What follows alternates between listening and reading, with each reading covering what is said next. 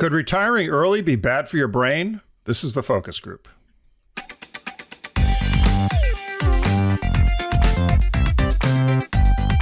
They're all business, except when they're not.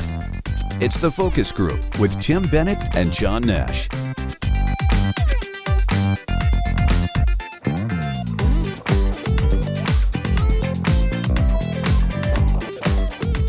Hello. Welcome to the Focus Group. Tim Bennett here, as always, with my good friend and co-host, Mr. John T. Nash. Thanks for joining us here. Be sure to find all of our media housed at focusgroupradio.com or wherever you find media. John was doing a quick scan. Some of you are even listening on SiriusXM again. We're like a bad penny. You can go through there on their podcast link and find us there. You can ask Alexa on your Amazon Prime or your Amazon. You can go to find us on YouTube through Xfinity or Spectrum or any of those places. So we're all over the place, John. We're like dog shit, as they say. We are. And if you're watching on YouTube, you can see Tim's going Grizzly Adams today. I didn't shave. You know what? I thought, John, I don't know. I went to go shave this morning and I thought, You're getting bored. Yeah, of I it. never really grew a beard. I had a beard-ish. And I had a beard-ish in college, I guess, for a little bit. I don't think I'll grow a full beard. Of course, it's very gray. But I don't know. I just didn't feel like shaving this morning. You don't mind shaving, though? No. You shave all the time. I don't. Yeah. I don't. Hey, I wanted to ask you, are you going to go into theater and see Odyssey? I'd love to. Yeah. But here's the thing. Everybody, he shot the movie in IMAX. Yeah. And if you go to we have 2 IMAX screens in the city. The major one is by Lincoln Center. It's a beautiful big theater. Sold out all the way to the end of August, early Christmas. September. Yeah. I mean, it's crazy. Yeah. So I could see it in another theater, but I do want to see it very badly because it's getting a lot of great reviews. Although I think the new Spider-Man movie eclipsed everything at the box office recently, billions of dollars. My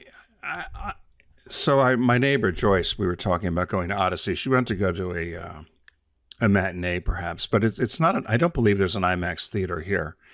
But she prepared me. She says 3 hours. Yes, then I talked to a couple of young people that went to see it, and they said the first hour really dragged on, but they said the last 2 hours were great. But I've heard good things about it, but I didn't want to fall into like Oppenheimer, where everybody, remember all the hype around Oppenheimer? I think they had to PR the hell out of it to get people to go, but I don't think anybody that actually went really enjoyed it. Do you? I know people who love the movie. I know people I know people who are on the side of the equation you are, which was, why did I buy the hype? Why did I go to the movie? And I think that Barbie came out that same summer. Oh, yes. I tried watching that. I know you kind of liked it, didn't you? I've seen Barbie a couple times, and it's a smart script. What am I missing? I'll tell you why. I put it on. Of course, Richard was on the sofa. He was snoring within 3 minutes, and then I just shut it off. All right. So it became a sleeping pill for the two of you, right? Not for me so much, but when he was snoring loud, he obviously had zero interest. So I just wondered, am I missing something? Should I still watch it? The script is, I'm not sure if it would ever get made again, because it takes direct aim at the patriarchy that you have to sort of acknowledge exists. And it does. I mean, it's a very male dominated culture. But once you kind of have that frame set or that mindset, and you say, okay, patriarchy, Barbie, the whole bit, the movie just sparkles for us. And Margot Robbie, who plays Barbie, I love her as an actress to begin with. She's been in some incredibly different movies. So back to the Odyssey for a second. My niece, Catherine, you know Catherine. Yep. She saw the Odyssey in 70 millimeter Dolby Stereo, which you might have a theater down there showing it like a large screen format. Then she saw it in IMAX as well. She liked both screenings. So she enjoyed the movie a great deal. She didn't like Spider-Man, but she liked the Odyssey. There's supposed to be, and I probably should know, you'll know better than me, but there's supposed to be another Barbie-like movie coming out. Do you know what it is? Haven't heard anything like that, no. Yeah, it's one of those things where it blew by on social media and I didn't pay attention. But another sort of doll, and I couldn't figure out who the doll would have been. But there was another. Another sort of. I'll have to do a little R&D on that. Yeah. Total non sequitur. I don't know if you noticed, but DNR are going on Alaska cruise. I want to go to Alaska. I was Same supposed to here. go I was supposed to go when I was at Subaru, and the guy I was going with got in trouble, and so our trip was canceled. Do I know who that was? No, no, you don't know. You don't know him, but anyone that does know him knows he knows. Yeah, he Was he a trouble. Subaru person? Yeah, and he and I. So he's the guy who I had just become a trainee, and we'd gone out to the office, and I still remember I was driving a U.S. ski team car, and we had the whole day. So we were in the office this early morning on a Friday morning, and our boss comes to us and says, "Here, you need to deliver all of these boxes of brochures to the various dealers in the Portland, Oregon area, because we weren't able to get them in the mail, and they need them for the weekend." So great. So off we go. We load up the car, and he goes, drive here. And he drives me to the back of a grocery store, which is like a Meyer Frank or something. And we pull up. He goes, pull over there. And I pull next to the dumpster. He pops the thing, throws all the brochures in the dumpster. He goes, delivered. He goes, happy Friday. You got the day off. This is like at 8:15 now. Oh my God. What did you do? I was mortified because I'd only been there a couple of months, and I was a trainee and he was a manager, and it was hilarious. He's like, turn here. Now you got your whole day ahead of you. Yeah. So anyway, he got in trouble for something. So he was supposed to take me to Alaska. We were going to go visit dealers in Alaska. God only knows how that trip would have gone, right? I'm just wondering, the dealer in Kodiak, dealer in Anchorage. Like, right. there's not many places to have a dealership in Alaska. Fairbanks, right? Anchorage. Well, there was Fairbanks. There was Anchorage. And Subaru in Alaska, of course, was like it is in Vermont. It was such a big deal and popular car. But I remember them telling me to fly from wherever we were flying to. I want to say maybe it was Anchorage, but flying from Portland to where we were going in Alaska was the same distance as if you flew from Portland to Miami. Wow. So it tells you how far away Alaska really is. On the maps, it doesn't look so far, right? I agree. But in terms of actual flight time, they said it would be about the same as flying from Portland to Miami, which is across the country. But anyway, so they're going to, are they taking a cruise?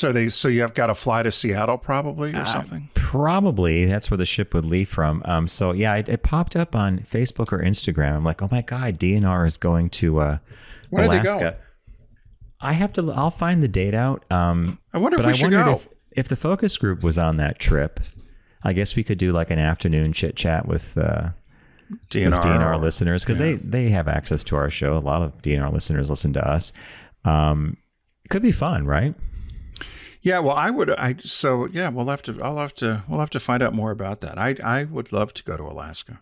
I've always wanted to go there. I think the ship that they booked is one of the maybe it's a Royal Viking or something. It seemed like it might be one of the more reasonable in terms of scale of amount of people. Like, you don't want a 3,000 person ship. I mean, I have no interest in floating in a miniature city. But if it was like 1,500, 1,200, I could see that, right? I'm sure the landscapes are spectacular, but I'm wondering what else you do. You can only eat so much smoked salmon. Yeah, it's a lot of sailing into the different bays and things like that, seeing wildlife. I bet they have a lot of excursions. Like, what's the big park up there? Is it the Iditarod? There's a huge park in Alaska that people go to. Is it McKinley? But it used to, no, that was Mount McKinley. Yeah, I don't know the park. That's a good. We should know the park. I don't know what it is though. But okay, well, I'll have to look. I'm wondering if they must be going soon, right? Because it'll be too cold to go. In the winter. I'm looking at their site now, and it's okay. Group trips, Dollywood, another one we didn't do. Dolly, by the way, had to cancel some concerts. She was ill. So it looks like there's Alaskan Bliss 2027. Start with sightseeing in Seattle. on Friday, September 24th. Then head to Alaska on the Norwegian Bliss for a spectacular 7-day adventure in Alaska. Drinks, premium dining, Wi-Fi, and shore excursion credit are included. So I'm going to do a little more R&D on that. So is it 2027? So it's a year. Yes. Mm-hmm. We have time. About a year. We could put a PowerPoint together, Tim. For when we have our little talk, when we're on the ship. We have time to put the PowerPoint together. Yeah. You and your PowerPoint. You hate PowerPoint, John. I do, but I use it all the time, but I do despise it. So, that's something to look forward to then, John. Alaska. Let's see if this holds out. So, beyond that, what caught your eye this week? What caught your eye? Here's what Tim and John found. I am a sucker for a found treasure story. Boy. If you find the Declaration, one of the multiple copies of the Declaration of Independence behind a paint by numbers image, great. Bring it on. This one, though, comes to us from England, and it involves people who walk around with the metal detectors. That's a labor of love, right? Metal detecting on the beach and stuff like that. So the headline reads, "Treasure hunters strike gold after years of disappointment with find worth a fortune." The 3,000-year-old Torx, and a Torque, Torc, is a bracelet, are under review by the British Museum. So two metal detectorists recently struck gold after finding 3 Bronze Age gold bracelets worth 6 figures. The detectorists, I like that word, Alan Daniels and Andy Crammond, found the bracelets near Carlisle, England in May. And the bracelets date back to roughly 1100 BC and have a combined weight of 18.27 troy ounces, or 1.14 pounds. They're estimated to be worth roughly $400,000. I had to wonder about that. I should look at the recent price of gold, because this was written a few days ago, but gold's shot up, so it could be worth even more. And they said here, gold doesn't tarnish at all, and they came out of the ground just the same as they went in over 3,000 years ago. Interesting. They found these bracelets in a field that had recently had some tilling done. They were walking around and they detected the first one. Then they found another one about 20 feet away. And then they found the third one not too far from that. And they said that we've been detecting, that's what they call this, detectorists, that we've been detecting together now for a few years and have never found anything valuable before and always come home disappointed until now. The Torques are being assessed by the British Museum. And here's the next one that caught me. A coroner will ultimately determine whether the Torques legally qualify as treasure under British law. If they do, a museum or institution could buy them at market value and the proceeds shared among Crammond, Daniels, and the landowner. If no buyer comes forward, the Torques could be returned to the finders to sell at auction. Why do you think a coroner would be involved in that? It would have the only thing I could think of. Would they detect a skeleton somewhere? Well, I was going to say, and how old was it? Millions. 3,000 years old. Or 3,000 years old. How are you going to find any record of somebody that was buried 3,000 years ago? No. Did they keep records like that? That's no. And if they did, who's to say, right? And they found no bone fragments or anything with these bracelets. They were literally just in the dirt. So. Anyway, something's odd about that. I wonder how deep they were. They said they were shallow. The field had been recently tilled or done something to it, and I was surprised by that. It wasn't like they said it was many feet down. It was pretty close to the surface. Yeah, I always get surprised about this stuff. There was something over the weekend. There was a young kid in New Jersey who was somewhere in the Jersey Shore, and he was on a jetty, and he reached down and he found a 3 million year old shark tooth, like a mastodon's tooth or something, like a dinosaur shark. Yeah, and I thought, had it just gotten there? It's in all these years on somebody walking the jetty, they just found it. Mm-hmm. But they said they think what happened was there was beach replenishment, and they think they brought in a bunch of sand from a few miles offshore, and you dig it in and you bring it back to the beaches, and it must have been in there. But I thought, again, something that has been in the ground for 3 million years, you just find it. Yeah, I don't know. I guess it's like a dinosaur thing. I don't know.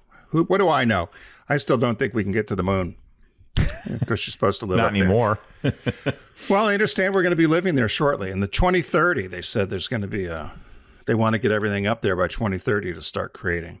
Well, you know what's going to get there before that? Remember that caught my eye? Was it 2 weeks ago? The cross on the moon? Yes. Well, I hope the cross gets there first. Then we could come set up the schoolhouse and the whole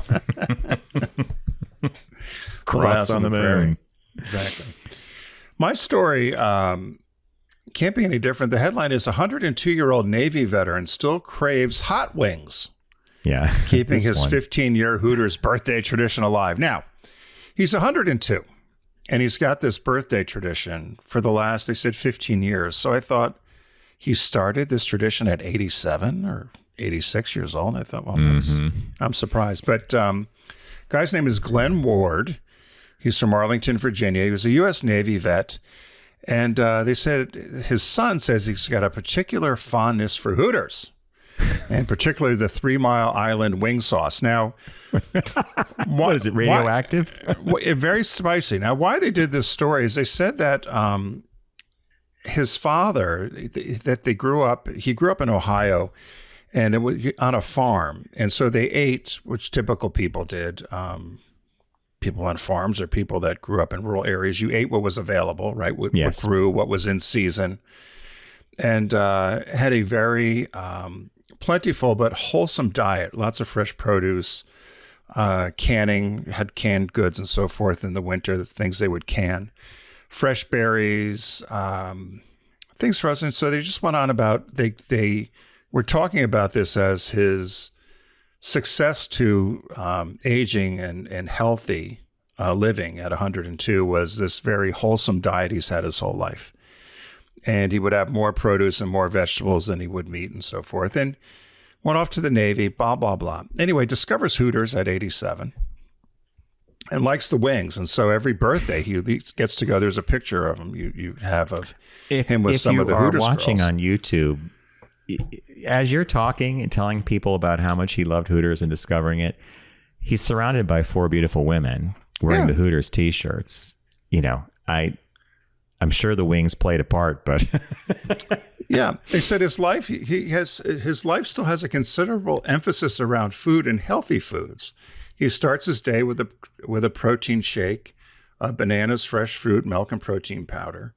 And his dinner is just a very simple meat, vegetable, and carb. And but for his birthday, the balanced diet goes out the window. He heads to Hooters. Cheat day. He said his cheat day says he hopes to make it to 115. And well, that's an odd number to pick, huh? Going to Hooters to get his wings. And so I just thought that was a funny story. 102 years old, goes to Hooters. Does he get the wings for free, do you think? It didn't say that. They said that he had... Yeah, it didn't say that. It did say that this has become a tradition for him. He says 70 people attended his birthday at Hooters in 2024. So they actually gave him a separate room for the group. So this has become a big thing. I guess it's like the McDonald's birthday celebrations they used to do, right? So this is Howard Johnson's. Howard Johnson's. So I was thinking, John, we probably should come up with a fast food thing we want to get on your birthday. Maybe that's your cheat time. You could probably guess what I would do for cheat time, right? We talk about this all the time. Yeah, I was going to say the obvious might be McDonald's, but I don't know if that's still your cheat. Do you ever drive by it and say, I'd like to stop in there and get something? No. You know, I would say that maybe the fries. There was something on Instagram I saw where an AI video created a video of a pug, like running away from its owner, and around in its paws are like six large fry boxes, and the fries are falling out, and the owner's chasing the dog, and you look at it and you know it's not real, but it was hysterical. But I used to love the large fries. I could do fries any day of the week, so that would be a cheat food for me. They did bring the apple pie back for a while, but I didn't get a chance. We were going to go get the apple pie, remember? We were going to, and we didn't. And Mary Ann, one of our listeners in Chicago, stopped to get it, but she missed it. It was a very, very short period of time. It was around America's birthday, July 4th. And they were going to fry them because they've been baked now. But I did like a fried pie. You remember how they burn your mouth, man. Those things. They were red hot. Yeah, they said it was molten lava inside. Mm-hmm. People and you knew it was hot and you still bit into it, right? Lovingly. Yeah. I need a milkshake. That's what I need. I want a See, milkshake. and that's a good cheat one, right? Yeah. So, but anyway, Hooters for your birthday. I like wings. Do you like chicken wings? And that's you Never don't like that wings, sort of thing. No. Really? Because you're a chicken eater. Yes, but in college, were you introduced to wings in college? Probably. Remember those buffalo wings were the big thing. I didn't like the hot, spicy, but we would have guys on our floor buy like a bucket of wings. I forget where they would get them from, but it was a big thing. They would buy a bucket of wings, a sheet Kentucky pizza. Fried Chicken used to do the bucket of wings. And they would go up to the dorm. No one had TVs in their rooms back in the day. We just had a big dorm television. Yep. People would fight over it. During the day, General Hospital was on. At night, we were in the basement. We were the basement boys my first year. We claimed the TV for Star Trek reruns. And I always won. I won the game. I still play it now. I could name an episode in about 5 to 8 seconds. Audio. And people would look at me like, you are so... And Bob does it now. Bob's like, you are so weird. Anyway. You can still name the episodes that quick? Yeah. And I said, Bob, if there's a time in the future when I can't name an episode, I've got a memory problem. He goes, all right. Well, it's on Pluto 24/7, right? Yeah. Star Trek. Star Trek, the original series, Next Generation, Voyager. Bob hates that show. DS9, Enterprise. So it was on, a show came on the other day, and the first 3 or 4 seconds, you see the ship flying by, and there's a planet off to the left. And I said, the name of this episode is Patterns of Force. And Bob just looks at me, and I said, he goes, I was right. And he said, how'd you even know? I said, because I just remember the opening shot. It's kind of sick, huh? What was the one they were talking about? One that was, I don't know if controversial is the right word, but they said they were trying to be hip. There was like a mod 60s group singing music. The Way to Eden. Oh, there you go. Yeah, and it's a clunker. It is a clunker. That's what they were talking about. It's a nod to the hippie culture, basically. Yeah. And yeah. And they did sing songs in that one. I'm like, oh boy. So I avoid that one. I don't watch that too much. That's like on Lucy. The Scotland episode, I can't watch it. Mm-hmm. Agreed. But, yeah. So that walk down memory lane, John, that's... And memory lane, yeah. I had a dealer that used to want me to take him to Hooters all the time because he couldn't go with his wife. And I used to hate it. I wonder Pittsburgh. why. Oh my God. Every time I went to Pittsburgh, I had to take him to Hooters, and we'd go in there and get an iced tea and some wings and eat oogle after the girls. And boy. Our business birthday, John. Everyone does celebrity birthday greetings, but the Focus Group is the only show in the universe that celebrates business birthdays. This guy was picked for you. I thought you might have done that. This is a really cool one, by the way. Yeah, Joseph Caroff, born August 18th this week, 1921. He died the day before his birthday on August 17th in 2025 at 103 years old. An American graphic designer best known for film posters and corporate logos, in particular the 007 pistol logo for the James Bond movie franchise, which is still being used today. To this day, classic. How much do you think you got paid for that logo? Oh, I'm going to guess like $100 or something like $300. Oh my God. And it's now like this logo for all of James Bond, right? Well, they said the amount of merch and royalties and whatever, his wife... He always felt he was just his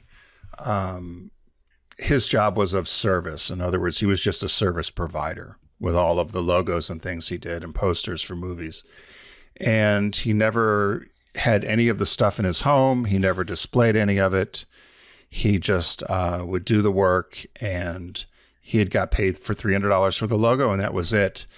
And his wife had said, can you imagine if we had gotten some royalty or some additional dollars from that logo for 007, which was then used in 25 different movie franchises, I guess, from James Bond. They did say in his 100th birthday that he was given a watch with from the producers of James Bond, the James Bond franchise. They gave him a watch with 007 in it when he turned 100. And but that was really the only thing he got from that. They said he wasn't listed as, there was a number of people in the 20th century that were listed as famous graphic artists and designers. He was not listed there, and it was not in a documentary. And they said people felt it was a huge oversight. I think so too. Yeah. But again, he said he never promoted or self-promoted or was looking for attention. He was born in Roselle, New Jersey. He went to the Pratt Institute in New York and studied graphic design. He worked for a French poster designer for a while in Manhattan and then was drafted to the Army. And while he was in the Army, he had done some propaganda leaflets for the U.S. Office of War Information. And so he'd come back. He was unemployed after the service and gets married. And then he had done some one-offs he did graphic designs for book covers. And he was going around Manhattan to different publishers to say, I can do these book covers. And no one was really interested until Norman Mailer was just starting to write and picked him to do the book cover for his book. And I want to say it was Naked. I don't have it right in front of me, but it was a book cover for Norman Mailer. He also did West Side Story, poster for West Side Story, Rollerball. Oh my God, Rollerball, classic. The Last Tango in Paris. In 2008, a British type designer created the typeface Laser Disco based upon his lettering in Rollerball. Also, another type designer did the font Tango based upon his poster for The Last Tango in Paris. We talked about James Bond. He did logos for companies and corporations as well. As I said, he got an engraved watch from the folks at probably 007. Probably the Broccoli family, maybe. Cubby Broccoli was the producer for all the Bond movies for years. Is that who it was? Yeah, Tim if you're watching on YouTube, he included a couple of designs, the 007 logo. I love that one he did for ABC when they hosted the Olympics. He made ABC part of the Olympic rings. Really clever. There's a poster. And he got sued for that, by the way. All right, Cabaret, Hard Day's Night. So he got sued for that. Why would they sue him? So for that? he did that. He did that Olympic rings with the ABC and the Olympic rings and so ABC used it. Yep. And they used it for the Olympics. And then somebody came after him and ABC saying that they had come up with it first. And but it didn't go anywhere. Somebody said that they had come up with the idea, but obviously he showed his work, what he did. Here's a sketch pad, the whole deal. He also did the poster for The Last Temptation of Christ. He worked with Woody Allen on a number of movies. He did the movie poster for Cabaret. Liza Minnelli was in there, as I said, Tattoo, and just a number of things. They said, again, he did not really tell a lot of people about what he did. Amazing. He's considered himself a service provider. There is a documentary on HBO about him, and if you'd like to see it, it was The Naked and the Dead was the book cover he did, one of the first book for Norman Mailer. For Mailer, yeah. So I thought it was a pretty interesting. I would have thought they asked him about what he thought his best design was, or what he liked, and he talked about simplicity. And he said he knew with 007 that there needed to be some sort of gun involved, but he tried using guns as a graphic detail. He just couldn't get it to work. And he realized that the more he looked at it, that the 7 looked like it could be part of it if he just added something for a pistol. And then I thought about you, and I thought you'd done a number of logos over your career and life. Is there one that stands out that you think you just really... There was a favorite one you had done, or one that you think would stand out as something that you were really proud of? That's a really good question. I don't know. Certainly not the level of Joe Caroff, who you're profiling. I should look back through my portfolio work, because logos, I used to love logo design. It takes a long time to do a good logo. Of course, you and I have had clients who thought you could do it in 10 minutes and call it a day. Yeah. No, I don't have one in particular that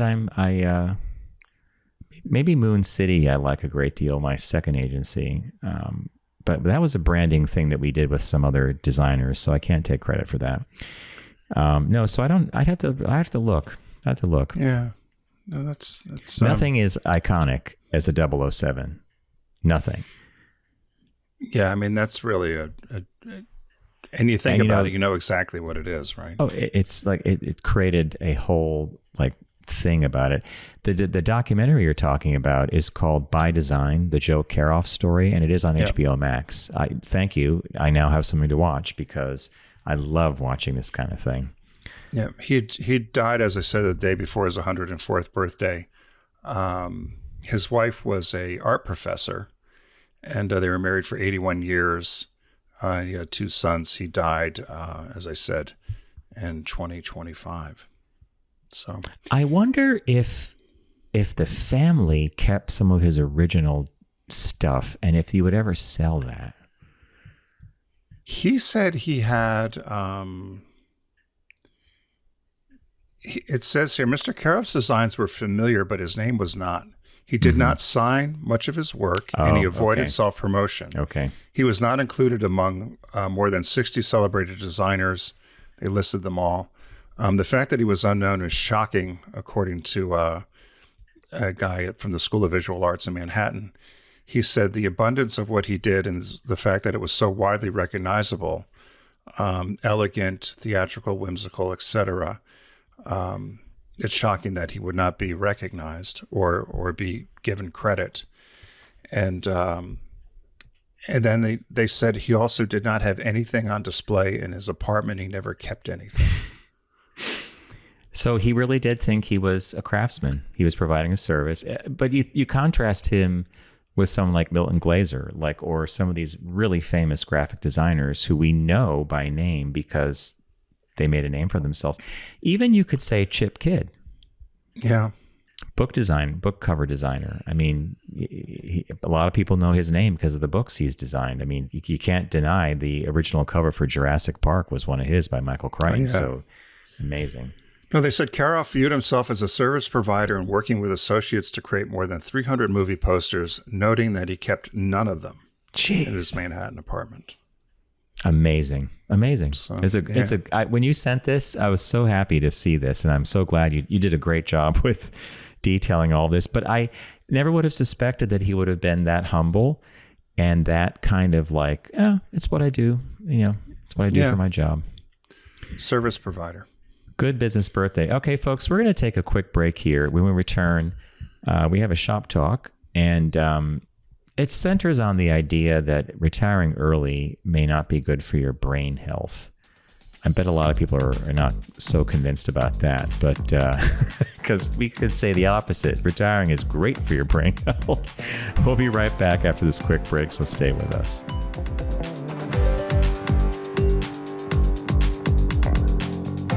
You're listening to The Focus Group with Tim and John. Learn more at focusgroupradio.com.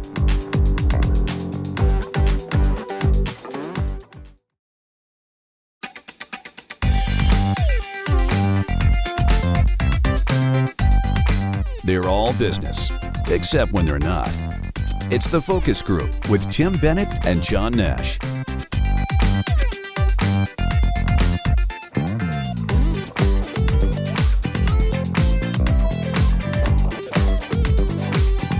Welcome back to the Focus Group. Tim Bennett here with my good friend and co-host, Mr. John T. Nash. John, I before we get to Shop Talk, I didn't get to tell you, we talked about Joe Caroff, who was a graphic designer. Mm-hmm. I took one graphic design class in college. I didn't know that. Oh, yeah. And I was very proud of my work. I did a ski. I don't know if I told you the story. I did a skier going down a hill. You had to do something with numbers and letters. And I took the number 5. And I put a J in the head, whatever. So it was a skier going downhill. And I made a greeting card, and it said, Skeezin's Greetings. I thought it was creative. So I sent it. Yeah, to who? I sent it out to a number of people, and I sent it out to my friend Jay's father, who was a real pistol, Long Island. And so I sent out these Christmas cards. I was very proud of myself. I did the Skeezin's Greetings card. I got to find one for you. And mid-January, I get the card back in the mail.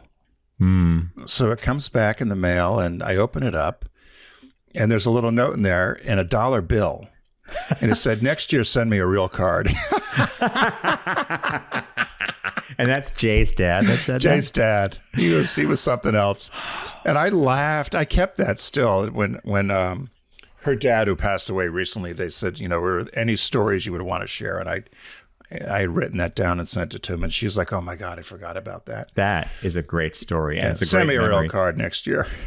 On the subject of cards, before we do shop talk, when we were in high school, Tim was the president of our student body. Ooh. And we had a governor named Ella Grasso. And she was stricken with shit. Was it cancer? I think so. This was horrible. Yeah. And our student advisor said, we need to send Ella Grasso a card. So Tim goes out and gets this card. And it opens. What was the sequence? It was every school had to sign. They wanted every school in Connecticut to send a get well card to the governor. Yeah. And it was like, was it Kitty? Kitty, yeah, it was Kitty, Kitties, Birdie, and then it was like 1, 2, 3, and the third thing, it was like a little book, and the last one was a piece of reflective mylar, and it said "Sicky." Horrible. So we all signed the card, and our advisor was like, "Kitty, baby, Sicky," like dog a Sicky, whatever the sequence was, and I just remember we were in the student body room, and I remember she just said this like look on her face. Okay, well, we're going to send the card. I mean, you tell anybody that story today. Sicky. Like, what a nice card. Well, it was, maybe she was it wasn't as serious as maybe she thought. True. Sicky. Yeah, I don't know. I guess I didn't think about it at the time. Maybe I thought the card was funny. I don't know. The Hallmark store is right next to Walden Books, so right over there to get the card. Sicky card. So our shop talk, John had found this shop talk, and the headline was, "Could retiring early be bad for your brain?" And there was a study that was done about this, and essentially it talks about how is there a correlation with cognitive decline, not necessarily dementia or disease, but more of a decline when you retire or if you retire early, and a lot of it's based upon, I guess, socialization and physical activity and being around people. And I have heard this anecdotally from some people older than us that have talked about this. But what do you think about this Well, first of all, retiring at 51, I thought somebody must have hit at the casino or something. And they're buying their kids T-bone steaks and shrimp cocktails. What is that family doing buying their child a T-bone steak and a shrimp cocktail? Who buys a 3-year-old shrimp cocktail? 10 in the evening. But that's another story. So what Tim and I, that little joke we were doing, we were at a guest house in Palm Springs one time, and there were some guys from Boston there. Oh my God, they were characters. And one of the stories was about someone hitting it at the casino and buying their kids like T-bone steaks. This article looked at some research that had been done at adults 51 to 64. And I agree with you, Tim, 51, by my God, if you're retiring at 51, God bless, right? But the tangential study said that they basically experienced faster declines in thinking abilities, such as memory, planning, and language skills. Then it went on to say that the reasons were multifaceted. It's possibly that you didn't have the structure of routine or of people around you, or the mental engagement of even whatever task you might have had to do was still something you were engaged in. It helped with cognition. But then they said in another paragraph, a decline in cognition, our ability to think, does not equate with dementia and functional decline. So I think what I read into this was maybe you're not quite as sharp. Maybe I know people who are retired, or they retired a little early. They don't even tell you what day of the week it is. They don't care. I don't know if that's cognitive decline or just living. What day is today? You're like, oh, it's Wednesday. Oh, okay. But they feel that, the lack of these things, daily habits, being around people, commuting, all of this that we associate with going to the office could lead, and especially social interactions, a huge one, could lead to a decline. I don't, what do you think of this? Well, they said a job gives you more than just salary. It will provide a daily routine, social interaction, physical activity, sense of purpose, and the opportunity to learn new things.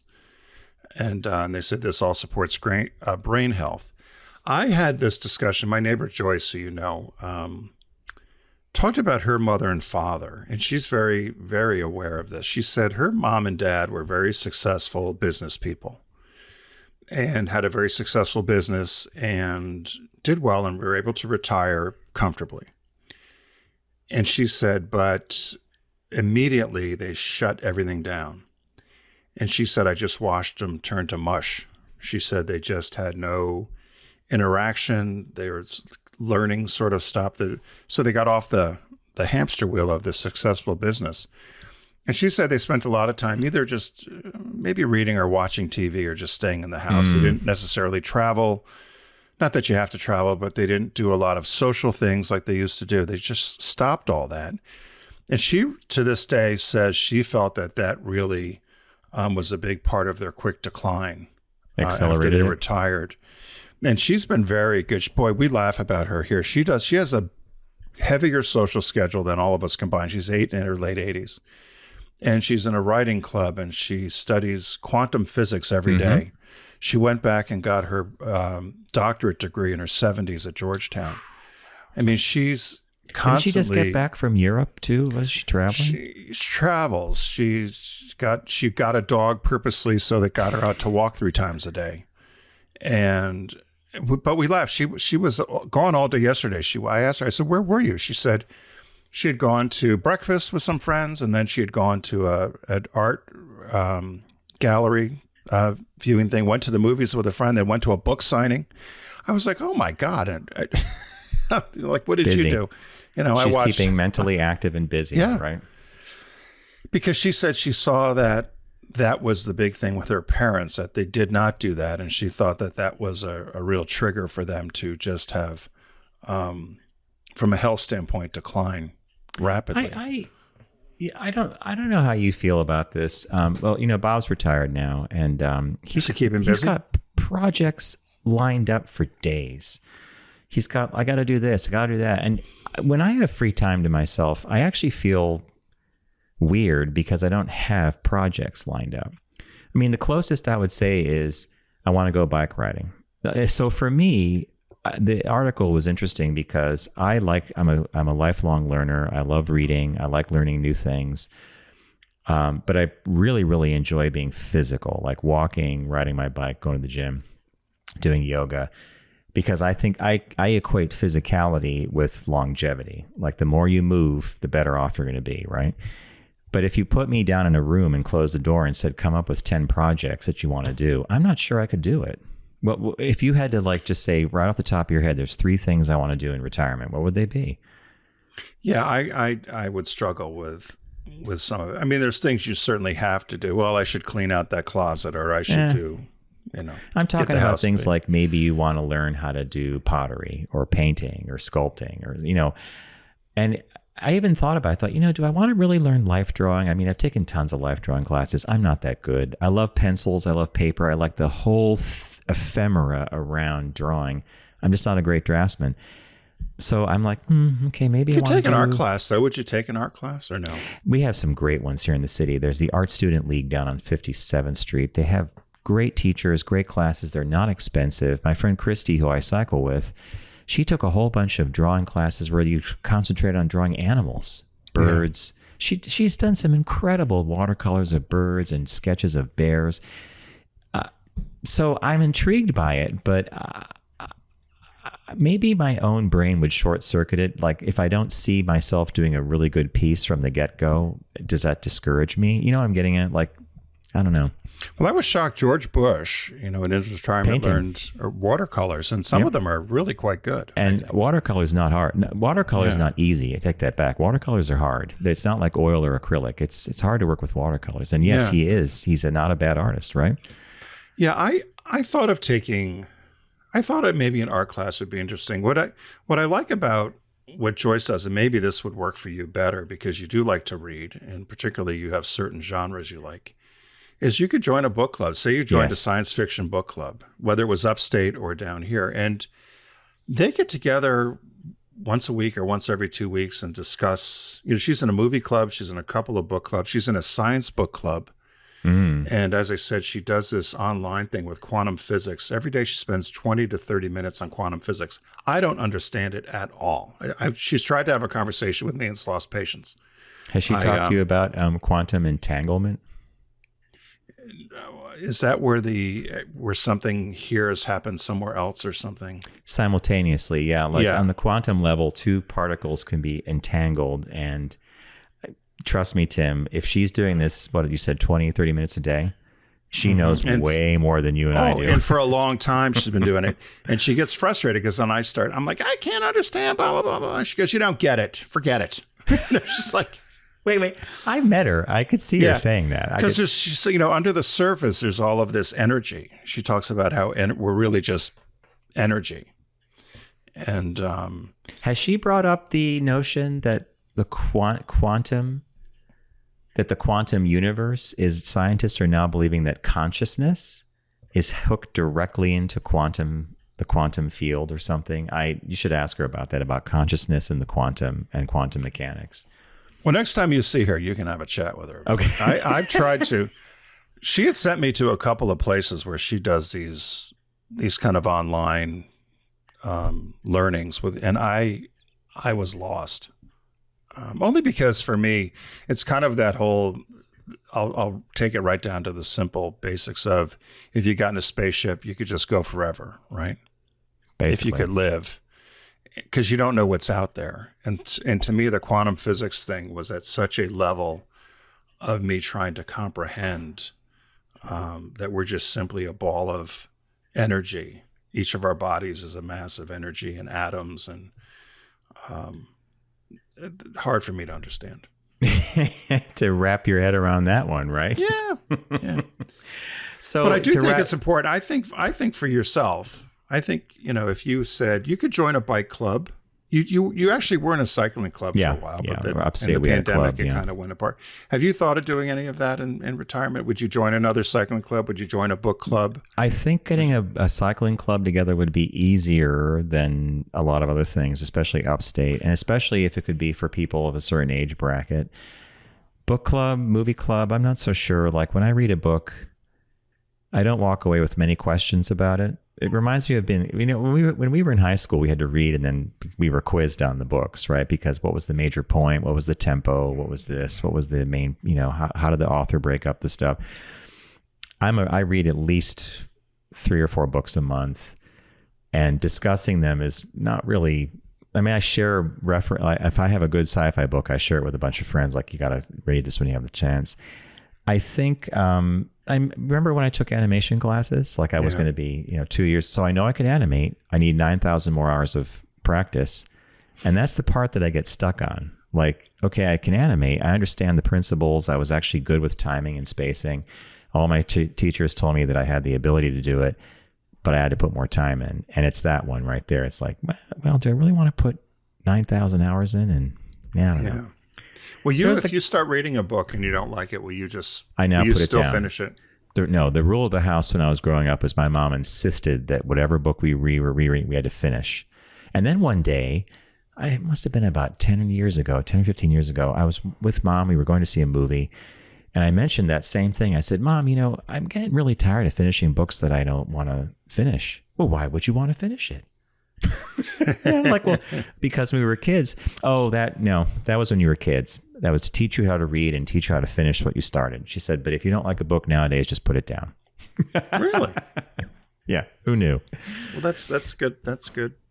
Good. I've had that where I've started something and I've gotten a few chapters in. I'm just like, I tried to read the shipping news. Did you read the shipping news? I love the shipping news. Yeah, I read it on jury duty. But see, therein lies the problem.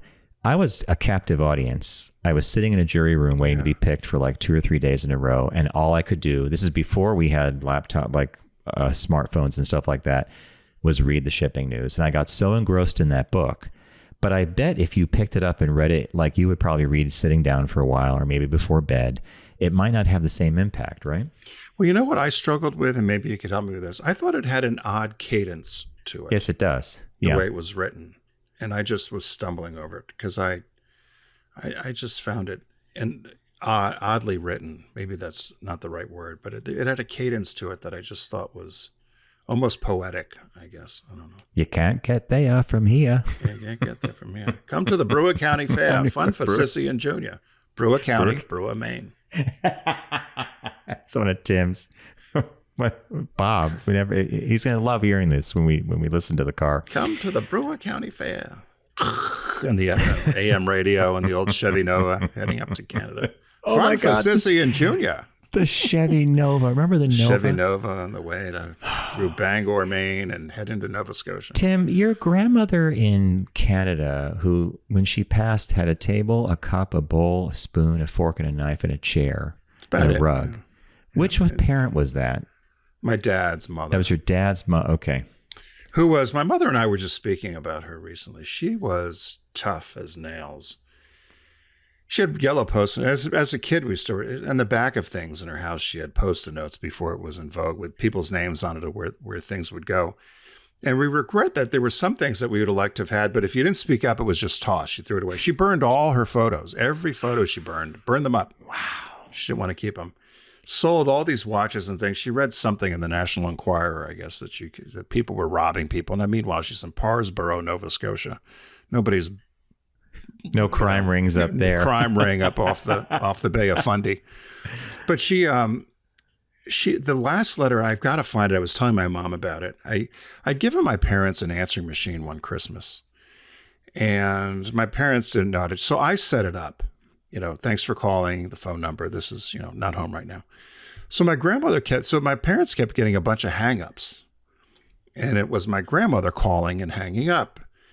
And so she finally gets a hold of my father, and she said, why do you have a man in your house answering the phone? My father said, Mom, that's an answering machine. What do you mean an answering machine? Why? And then she was accusing my mother of having some strange man there answering the phone. And how can you afford someone there to answer your phone? My father's trying to explain it to her. Timmy gave it to us for Christmas, blah, blah, blah. So the last letter I got from her before she died was 3 pages long of how dare I get my parents this gift and confuse her. And and I remember getting it and reading to friends, and they're like, oh my God, that's what your grandmother. I said, yeah. And my mother's like, that was your grandmother. It was, I have a problem. You gave your parents this machine and it confused me, and on and on and on. What a waste of money it was, and how dare I do this, and da da da da. So classic character, right? Yeah, classic.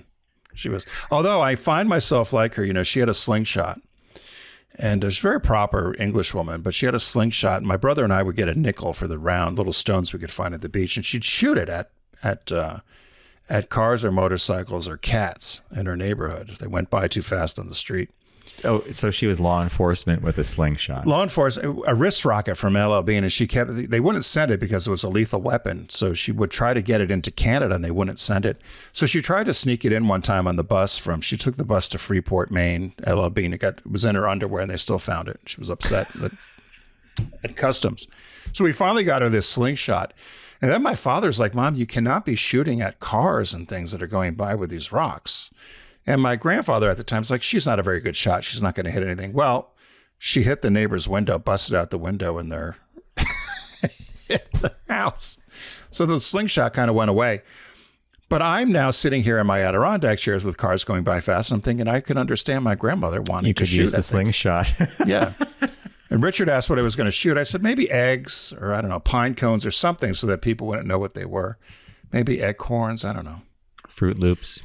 Because a rock would be tough. Oh, rock's too much. But if you shot an acorn or a pine cone, they think it just fell from the tree.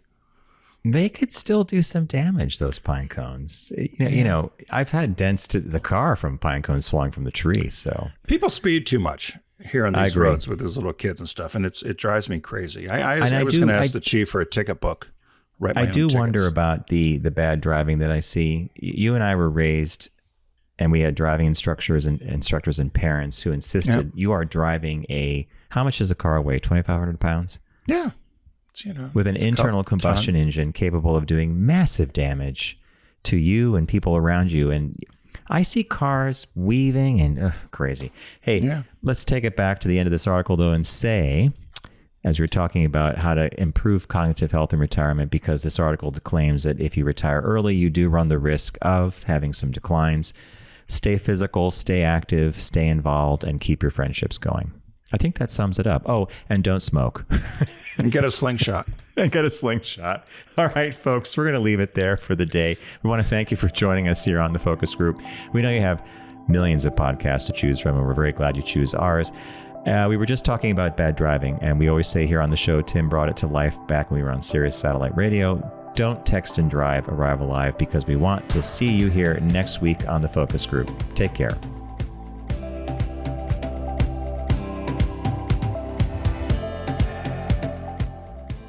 It's the Focus Group with Tim Bennett and John Nash. Accessible on all platforms. Subscribe, like, and rate us on your platform of choice. Learn more at focusgroupradio.com.